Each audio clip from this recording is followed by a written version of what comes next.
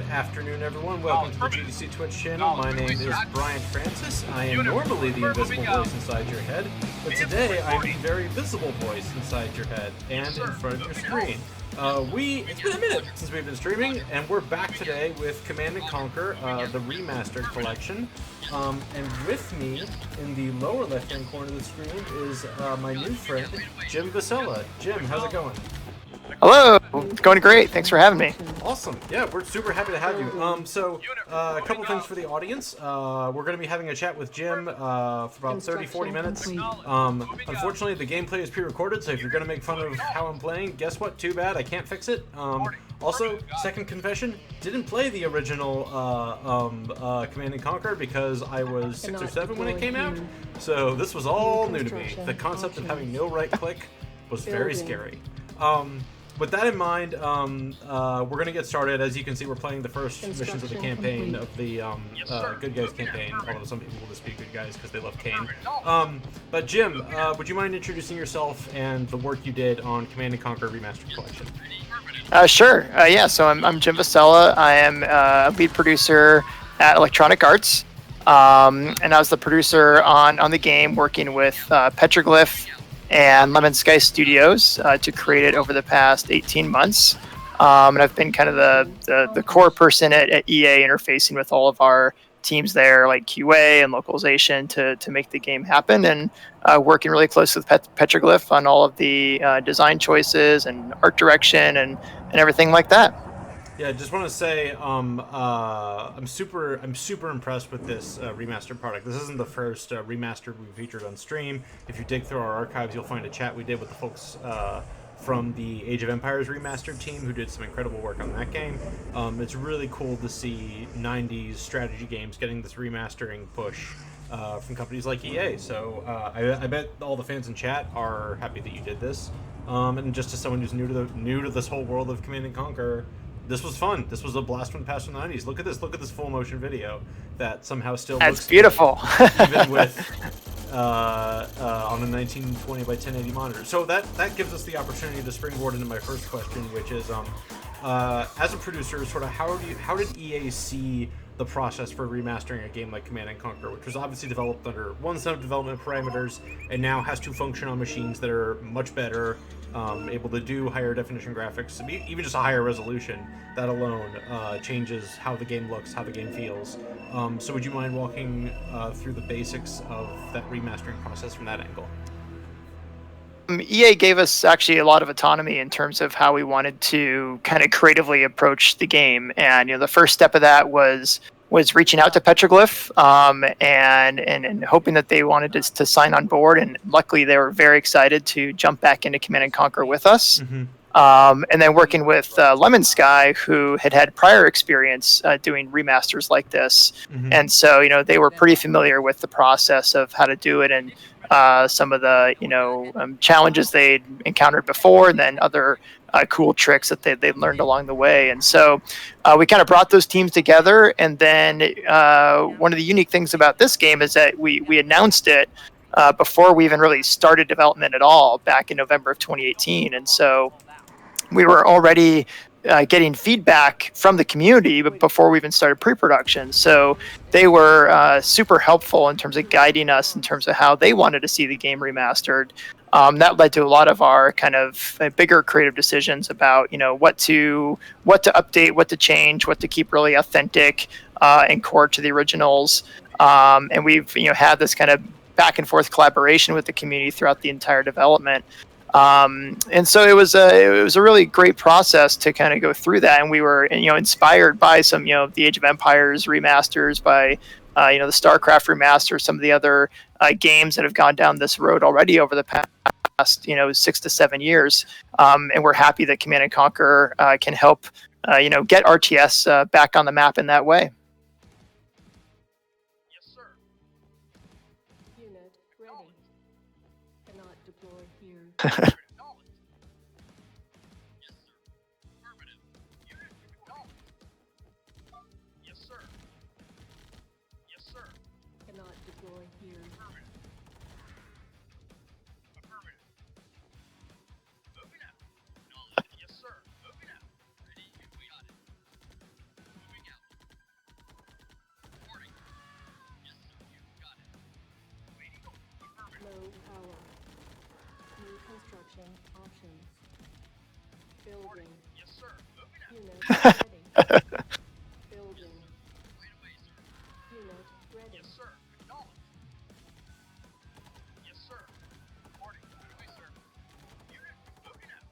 Yeah, well, actually, it's a funny story there. We actually did not have the code.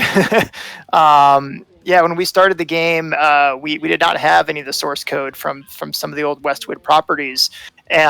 Fortunately, through working with Petroglyph and some of their archives, we were able to actually recover the old source code, and that then opened up kind of our very first big creative question, which is, do we kind of stick with, remastering the game in a very authentic way, using the old source code to keep that logic and the feel and the movement and the pacing exactly the same as the original, or do we want to kind of remake the game in an entirely different aspect? And through chatting with the different development teams and then bouncing some stuff off the community, we felt it was best to kind of stick to the authenticity of the original games. That's it's such a special kind of historical piece of gaming for the RTS genre that we wanted to make sure that we could recapture that same feel. Mm-hmm.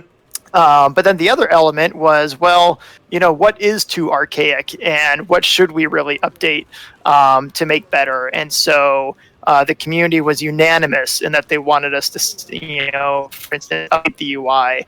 And the sidebar UI is something that we did a complete overhaul of from a design and implementation standpoint. And we think that's definitely for the better. Multiplayer is something that doesn't even work anymore in the formal games. Used to work on Westwood Online, the system from the 90s, over modems.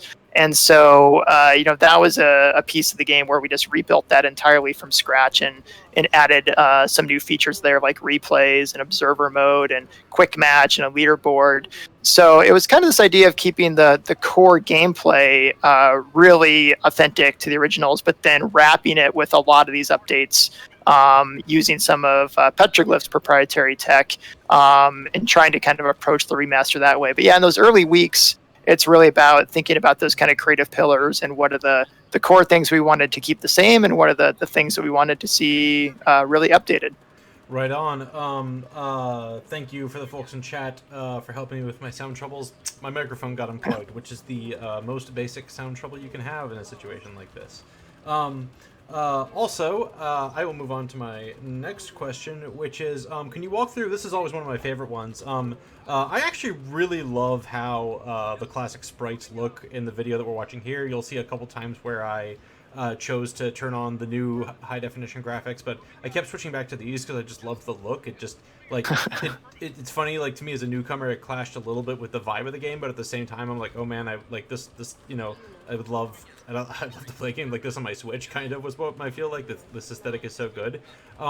But these sprites obviously were made for, like I mentioned before, a much smaller monitor than what I played on right now. So can you walk through the process of both, making the new high-definition graphics and making these classic ones work as well? Yeah, and that was one of the best features that we could unlock by using the old source code, was the idea of this real-time graphic switching, which you can activate by pressing the space bar when you're playing in kind of single player. And it's just been a blast to see people, turn it on and off, and people who had forgotten what the old games looked like, and then being really surprised at what we used to play with back when the original DOS version came out at a 320 by 200 resolution on, what many people back then probably had, a 15-inch CRT or something.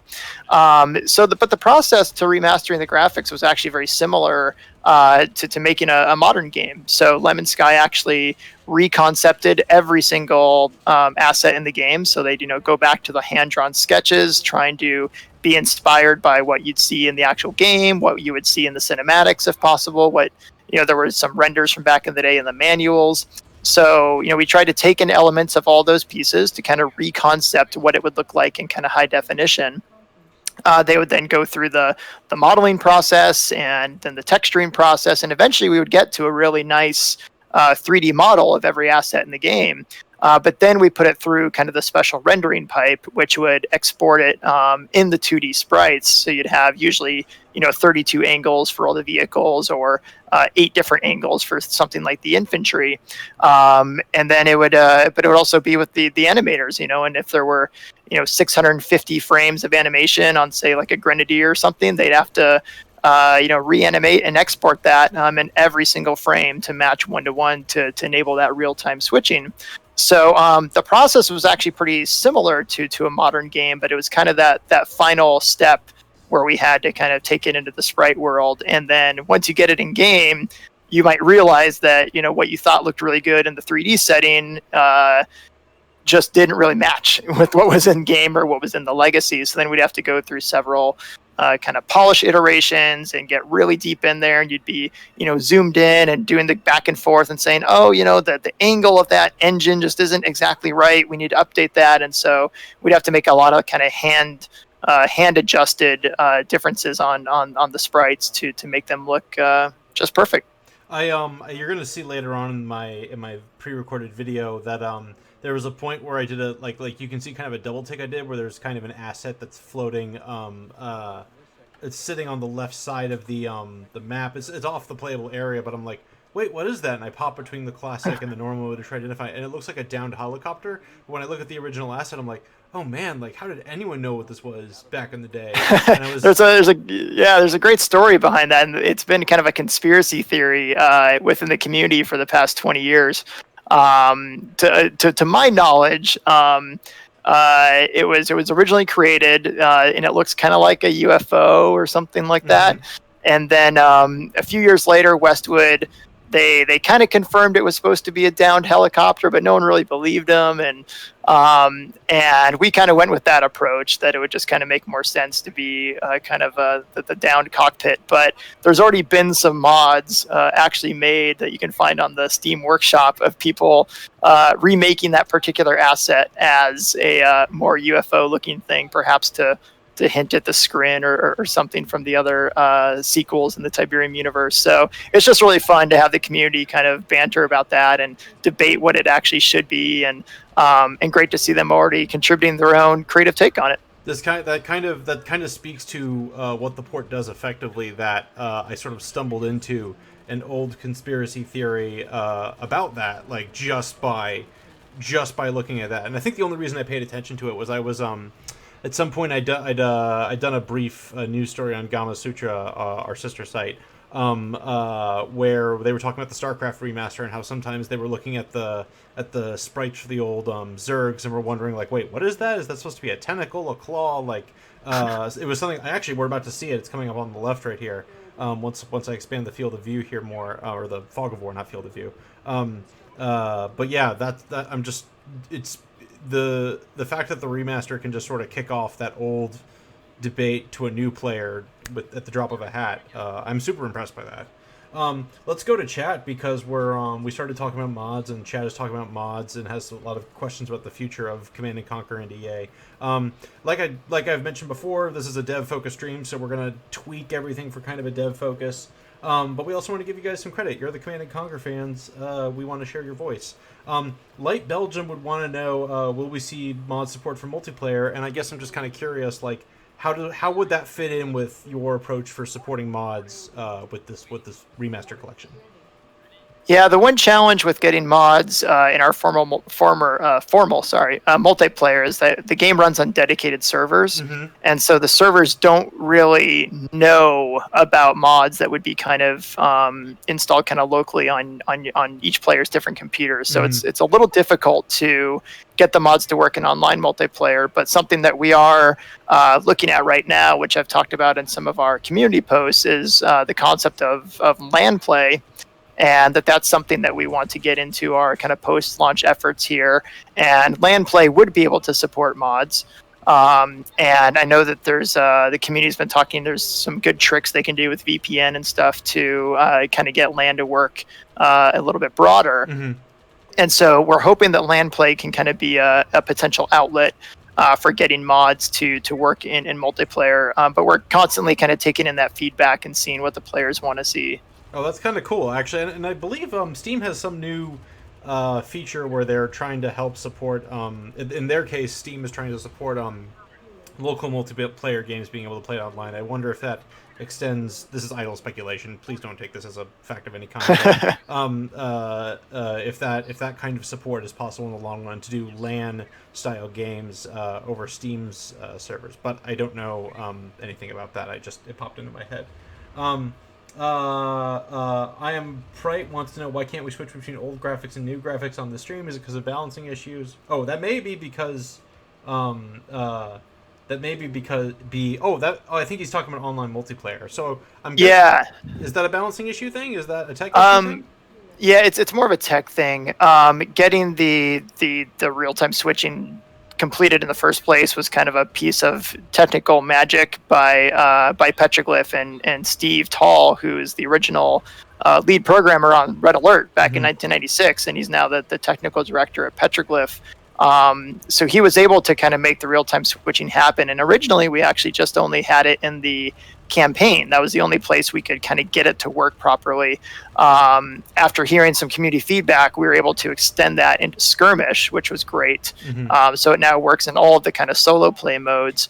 But just the way that the whole game is architected, the way that the servers work, I'm not a technical person, so I couldn't properly give it justice. But the team says that it's kind of technically infeasible to make it work for the online multiplayer, just given how the game is architected. So unfortunately, that's just something we weren't able to accomplish. But we've been really happy that people enjoy the mode and in the solo play. Bike Rush also wants to know why we're watching Legacy gameplay right now and whatnot remastered. Bike Rush, I mentioned this earlier. As a newcomer to Command & Conquer, I was trying to put myself in the shoes of what you all were experiencing back in the 90s. And also, when I was switching between the two modes, I just had a preference for this. Like I mentioned at one point, like you could take this whole aesthetic, make a new game on it that fits on the Nintendo Switch, and I would eat that up in a heartbeat. Yeah, I mean that was one of the things that that was also one of those kind of creative pillars that we talked about at the very beginning of the project, was the idea of options.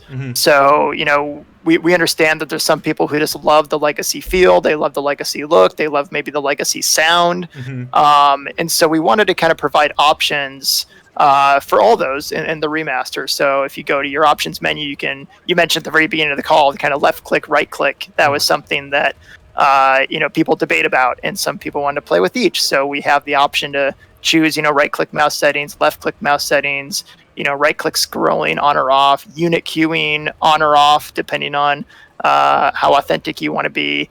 And even for the audio options, being able to listen to the old Eva voiceover versus Kaya's new recorded HD voiceover, or the same for the sound effects, or the same for the music. And so that idea of just giving players options and how they want to experience this, depending on their history with the franchise or not, was something that was really important to us. Right on. There's actually a really good question in chat. Why was the Humvee and Longbow renamed? That comes from Badavin. Was that because of AM General / Boeing? A little bit, yeah. So, there have been some, as I'm sure people have seen over the years, some lawsuits and some things around the naming of certain vehicles that are trademarked in certain, industry gaming franchises. And so that was something where, in terms of the time that we wanted to spend on the remaster, we wanted to spend it more on making the game, fantastic, rather than dealing with some of those kind of legal challenges. So yeah, we decided to kind of go with the simpler route there and just rename things. And we kind of pinged our community council about what names might be appropriate. And so we kind of named them in kind of the same theming as what some of the older vehicles were in the Legacy, like the Light Tank. And so we came up with like the Light Scout. So that was just something that, was one of those things that didn't translate here 25 years later. But I think there's also been some mods already on the workshop that rename those if you so choose. He thinks there's been mods. I bet EA would be like, what? We don't know anything about that. Yeah, what are you talking about? Squire would like to say that the quality of life options that are available in the settings are superb. Thank you. I'm going to Funny Guy 77. I like your question. I'm going to springboard off that because I think that's a good question for producer Jim, my new friend. Sorry, Jim, that's your nickname now. Awesome. You're no longer Jim Turn. You are producer Jim. Funny Guy 77 has a question about the sales of Command and Conquer. Sort of how well is it done, and can we expect other remastered games in the Command and Conquer series? I think you're about to see me discover that helicopter right now. Oh yeah, there we go. The way I would actually like to frame that for any devs we have in the audience is also, what kind of sales goals does a game like Command & Conquer need to hit with a remastered collection? Because this isn't a fresh release. This doesn't have the same cost as a normal game, but this also doesn't have the same reach as a normal EA game that might be released if EA were to get back into strategy game development. So what are your thoughts, like what were sort of your thoughts as a production team about how the sales for this game had to do? It's a pretty loaded question, and obviously there's a lot of economic factors that go into it, and I can't get into specific details around all the numbers just yet, but the main impetus for doing the project in the first place was that we wanted to do something that was awesome for the community. We'd heard that feedback right about 2 years ago, that people wanted to see the franchise return to PC, and that kind of fervor from the community gave us kind of the confidence that we could return the franchise to PC and kind of do this project. And from an economic standpoint, we wanted to make the game really affordable. So, we have only the $20 price point on it for both games, for all the expansions, for all the, extra content and bonus gallery and everything that we've added in with no microtransactions. So we wanted to make the game really affordable. And that obviously, does impact a bit kind of the potential revenue for the title, depending on, just kind of what type of audience comes out for it. Mm-hmm. So we do have, some internal goals, based off kind of the budget that we'd put together.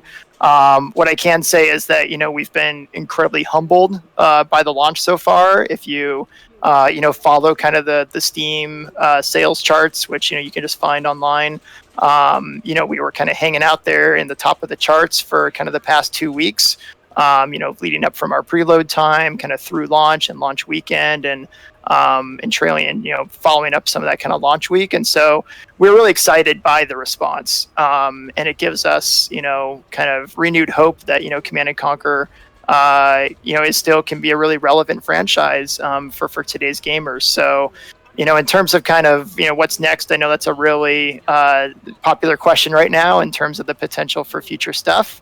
What I can say is that right now we're focused solely on kind of our launch support. Mm-hmm. So we are reacting to all the community feedback that's been coming in, the bugs that people have been encountering, the quality of life improvements people want to see, some of the features that, just slipped from launch that we still wanted to complete, that we're planning to update here pretty soon. And so our focus is entirely on that, but we're going to continue to see kind of the reactions from launch and see what the future could hold. I am Prite. I like your question. I'm going to get to it later, however, because I'd like to springboard off Tough Lipton's question here, which is before the late, great Eric Martin, GDI General Shepard, passed away, was he aware of the remaster? Follow-up question, what was it like? I know that you recorded some of the voice lines from one actor for the remaster. What was it kind of like working with the classic actors for this remaster, who definitely in the 90s when they were filming this probably never had any idea that like the game they were working on would find this kind of fan base? Yeah, we actually got back in touch with a lot of the actors who participated in the original games, effectively to get kind of their permission, mm-hmm. And their blessing to kind of reuse a lot of their content. And everybody was super supportive of that notion, and they really wanted to see the game come out again and to see those performances shine again. And so that was really great to see from everybody. And yeah, most of them, like you said, they never knew that this was going to take off and become, a big game or a franchise that was beloved by millions of people. But they've always been humbled, and that, they'll say that they still get notes from fans, and they'll bump into people who recognize them, and that's always really cool.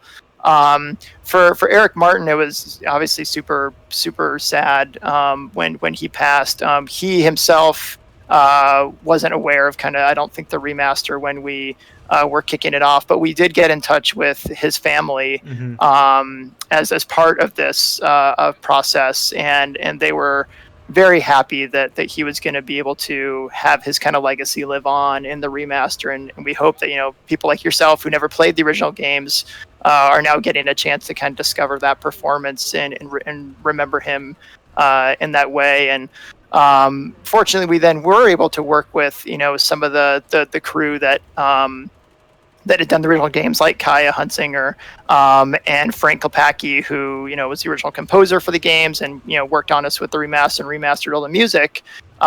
He was still in touch with Kaya, and so we were able to bring her into the studio and get her to re-record all of her lines in high definition. And it was, I mean, for me as a super fan and a kid, growing up with this franchise, getting to meet her and getting to see her perform all these lines again, it was a surreal experience, and just a real pleasure. And everyone who worked on the game was just incredible, professional, and took it all very, very seriously, and tried to deliver their best performance that they could. So it was just awesome, and it kind of gives you those kind of happy chills when you first hear some of those lines being re-recorded here 25 years later. I'm getting chills just thinking about it, mostly because I can just imagine it. Like I said, no attachment to Command & Conquer, but there are other games and franchises where it's like getting the classic people back in the studio for that. Like,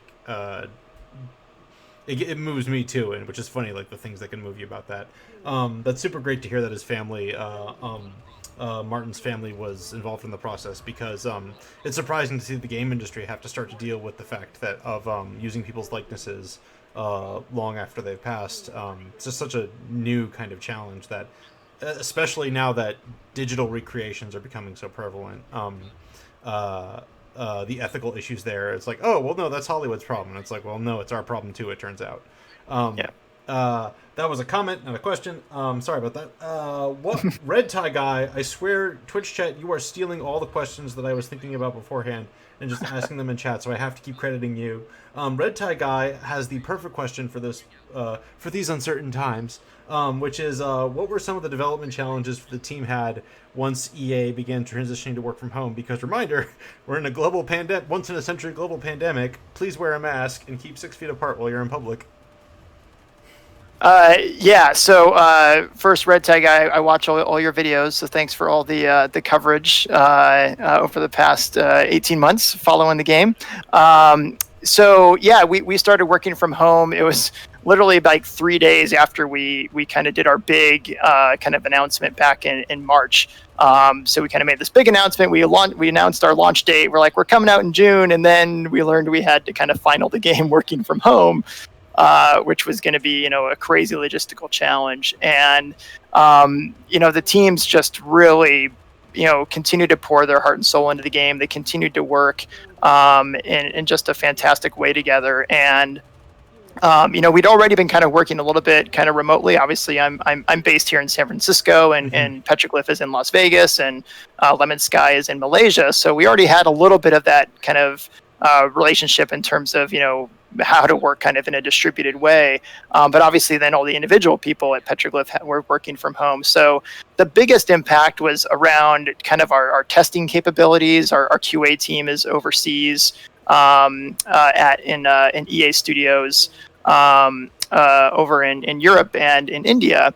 And so, they were also working from home, and they didn't have as much access to some of their hardware. We weren't able to utilize some of our larger PC hardware testing facilities because we just couldn't access those. And so the biggest challenge is that there were certain bugs, there were certain optimization items that we just weren't able to get to in the same way. And we've seen a couple of those things come up with launch now that we're seeing, tens of thousands of people play the game. And running into some of these issues. So we're kind of now getting that feedback from the community, and we're trying to almost use their data in a way, their feedback on Reddit and things about how to troubleshoot some of these items. And we're hoping to improve some of those in our upcoming patch. But yeah, it was kind of more the testing angle that became really the biggest challenge with the work from home situation. That's super helpful to hear, hearing developers be frank about what it's been like developing and finishing games under a global pandemic while working from home. it's both a strange situation where, like you said, there's some remote like workflows built already. So for so many people, it's like, oh, well, that's not a problem. And then you just stumble into the couple things that turned out to be problems that sort of no one, I guess, anticipated. I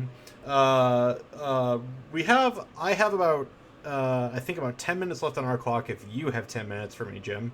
Of course, as much time as you need. Sweet. Let's see. Let's jump off of, it looks like SGOR00's question, Score00's question. I don't know how you pronounce that.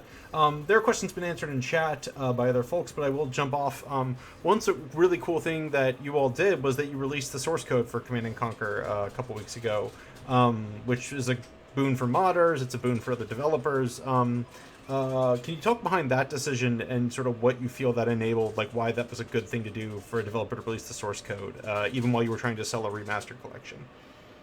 Yeah, well, we wanted to do it for the community. I mean, the community is the group that has been keeping, not only these two games alive over the past 10 to 15 years with a lot of their community projects and mod support, but really kind of the franchise on PC in general, the Command & Conquer franchise. This is our first PC release in 10 years. And so it's really the community that has been keeping the franchise alive in that way. And we felt it was the right thing to do for them. It's something they've been requesting of EA for over a decade. And so we wanted to do it for them in order to, give them that ownership to really take this franchise and these older titles into the future with us. And so it was a process that took a long time. It was a lot of different groups within EA that kind of need to review that and sign off on that. But we were happy to try and do that for the fans. And we even worked directly with the community to on the actual license that we wanted to use to make sure that it was going to be compatible with some of their fan projects like OpenRA and CNCNet. And so, that's how we came upon the GPL license. Mm-hmm. And it was just great to collaborate with the community leadership to make sure that this was going to be a really celebratory moment for everybody involved. And, we've already seen, I think, over like 2,500 mods or, maps and mods put up on the Steam Workshop in like the first, week and a half. And so it sounds like it's really resonating well with the community and that they're able to do these really cool things. And, we hope to see that continue to flourish going forward. Right on. I think we're going to grab two more questions and then call it a day. Nilzon has a good question. How is EA... Actually, I'm going to name the two people I'm going to take questions from. Nilzon and Swedish Lilac. We're going to get to your questions before we get out of here. Nilzon would like to know, are competitive balance fixes planned, like imbalance maps or underused unit breaks? That's an interesting question because to follow up for other devs, when you remaster a game like this, in theory, you're like, we need to preserve as much of the original game balance as possible, even if it was bad, because that was the original game. But if you're supporting a live game, one that may get a competitive scene, I don't know if this has a competitive scene, but if it does, we'll just assume it does for a second. How do you make that experience good for players today? Like, that's such an interesting question that has come up in these remastered conversations. Yeah, it's been really top of mind for us, and it's been one of the top community feedback topics since we launched. And going back to kind of those original creative pillars, our goal was to keep it extremely authentic, to get that same feel and those same strategies kind of working in the same way that people would have experienced with the older games. And another thing for us with balance is that all the balance was kind of tied together. So we didn't want to risk ruining the campaign or changing things like that with some of the balance changes.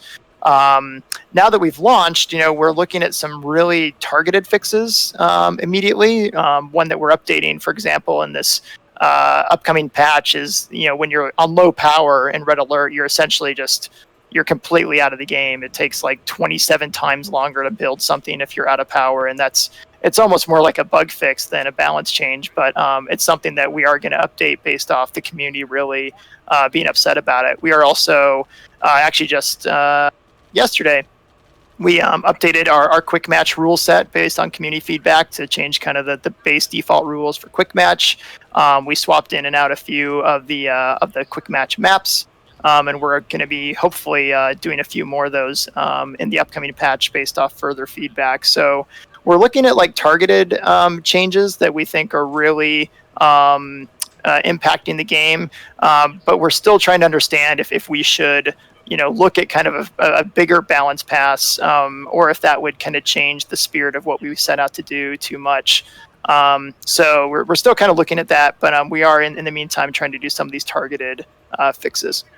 Man, you're about to see me really learn for the first time why ground units can't walk over Tiberium.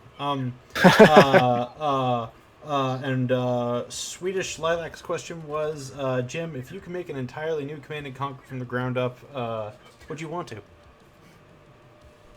Well, I mean, I'll just say, yeah, that would be amazing. As a fan of the series since I was 12 years old, and then having the chance to work on the Command and Conquer games from 2006 to 2010 with CNC 3 and Kane's Wrath and Red Alert 3. Those were some of my favorite kind of development projects I've ever been on, and then going on this journey with the community and with Petroglyph, it's just been fantastic. And so I've CNC has been kind of intertwined with my personal gaming life and my professional career life, for as far as I can remember. And so, I would love to continue working on CNC.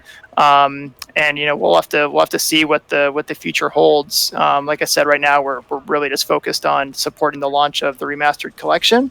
But sure, I mean, who if you're a fan of a franchise like that, who wouldn't want to be able to continue working on it? Right on. I can certainly agree with that sensibility. Jim, there's some kind of EA event going on tomorrow, isn't there? I guess we should give a plug for that. Yeah, I think we're doing our kind of EA Play showcase. Mm-hmm. I think it's going to last around an hour.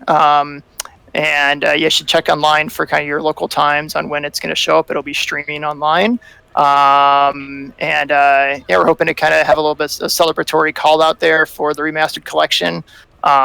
It should be a great event. And hope you all check it out to see everything that is coming up with EA.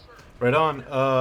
My current EA game that I am personally can't stop playing is Apex Legends, so shout out to the folks at Respawn in case they happen to be watching.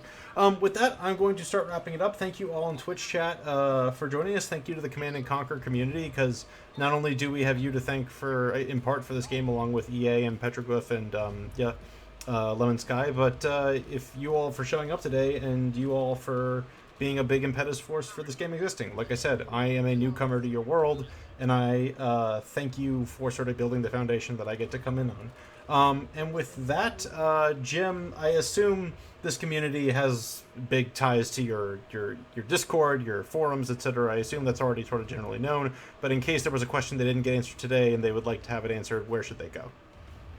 Yeah, I think posting in the Command and Conquer subreddit is a place that I'm often checking all the posts. And then there's a bunch of community pockets in Discord where you can post, and if I don't see those directly, then they'll often be relayed to me with our community council. Please continue providing the feedback and questions, and I'll do my best to respond to as many as I can. Right on. Now, before I horribly fail this mission, I'm going to bring things to a close, and one more shout out. Chat, I can't say enough how great it is to start live streaming again on this channel and to come back with such a supportive, welcoming audience that is out there. So with that, have a good day, everyone. Bye.